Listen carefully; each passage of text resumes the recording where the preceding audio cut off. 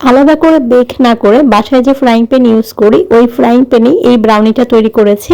এমনকি এই ব্রাউনি বানাতে কোনো চকলেট ইউজ করিনি।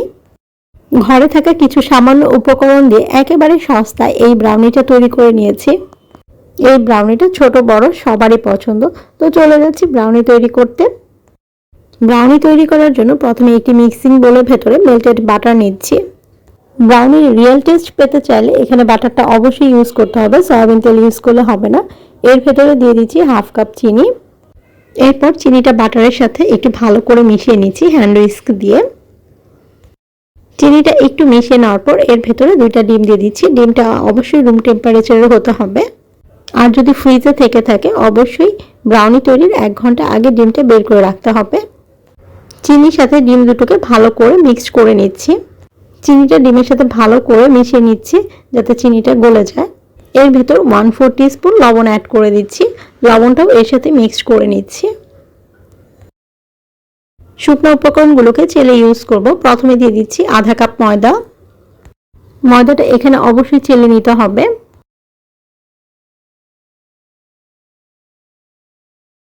এরপর 1/4 কাপ কোকো পাউডার দিয়ে দিচ্ছি। কোকো পাউডারটাকেও চেলে ইউজ করছি। এর ভেতরে যদি কোনো দানাদার পদার্থ থাকে তাহলে এটা অবশ্যই বের হয়ে আসবে। এই জন্য শুকনো উপকরণগুলোকে চেলে নিয়েছি। এর ভেতরে দিয়ে দিচ্ছি সামান্য পরিমাণ বেকিং পাউডার। এখানে 1/4 টিস্পুনের মতো বেকিং পাউডার হবে। সচরাচর ব্রাউনি তৈরি করতে বেকিং পাউডার ইউজ করা হয় না, তারপর আমি এখানে সামান্য পরিমাণ বেকিং পাউডার দিয়েছি। এরপর সবগুলো উপকরণ একসাথে এভাবে মিশিয়ে নিচ্ছি। কেকের ব্যাটারের তুলনায় ব্রাউনির ব্যাটারটা একটু ঘন হয়। এই ব্যাটারের উপর দিয়ে কিছুটা পরিমাণ চকলেট দিয়ে দিচ্ছি। 10 টাকার একটা ডেইরি মিল্ক এভাবে টুকরা টুকরা করে দিয়ে দিচ্ছি। ব্রাউনি চকলেট দিয়ে তৈরি করা হয়, যেহেতু আমি এখানে চকলেট দিয়ে তৈরি করছি না ব্রাউনিটি, সেহেতু এখানে সামান্য পরিমাণে চকলেট দিয়ে দিচ্ছি। চকলেটটা দেওয়ার পর মিক্সড করছি না, চকলেটটা উপর দিয়ে এভাবেই থাকবে। বেক করার জন্য একটা ফ্রাইং প্যান নিয়েছি। আমরা সচরাচর যে ফ্রাইং প্যানটা ইউজ করি বাসায় সেই ফ্রাইং প্যানটা নিয়েছি। এই ফ্রাইং প্যানের ভেতরে একটু অয়েল ব্রাশ করে দিচ্ছি।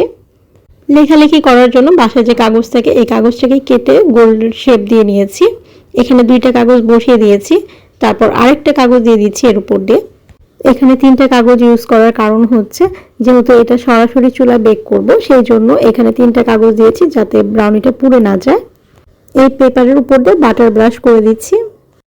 এই ফ্রাইং প্যানের ভেতরে ব্যাটারটা ঢেলে দিচ্ছি। ব্যাটারটা ঢেলে দেওয়ার পর এটা একটু ট্যাপ ট্যাপ করে নিয়েছি, এর ভেতরে কোনো বাবলস থাকলে যাতে এটা বের হয়ে যায়। এরপর এই প্যানটাকে সরাসরি চুলায় বসিয়ে দিয়েছি। এই প্যানটাকে ভালোভাবে ঢেকে দিয়েছি, আর ঢাকনাতে একটা ছিদ্র ছিল, এই ছিদ্রটাকে টিস্যু পেপার দিয়ে বন্ধ করে দিয়েছি। চুলার আঁচ মিডিয়ামে রেখে ঘড়ি ধরে 1 মিনিট এটাকে বেক করে নিচ্ছি। যে তাওয়াতে রুটি ভাজি করি এই তাওয়াটা একটু মোটা। এই তাওয়াটাকে চুলায় হাই হিটে 5 মিনিট হিট করে নিয়েছি। এরপর চুলার আঁচ মিডিয়াম টু লোতে করে দিয়ে এই ফ্রাইং প্যানটাকে এই তাওয়ার উপর বসিয়ে দিয়েছি। চুলার আঁচ মিডিয়াম টু লোতে রেখে 30 মিনিট এটাকে বেক করে নিয়েছি। এই ব্রাউনির উপরের সাইডটা ছিদ্রযুক্ত হলেও নিচের সাইডটা কিন্তু একদম ব্রাউনির মতোই হয়েছে দেখতে।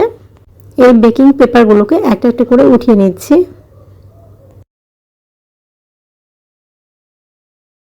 ব্রাউনিটা কাটার আগে ছুরিটা একটু গরম করে নিয়েছি, তারপর এই ব্রাউনিটা কাটছি।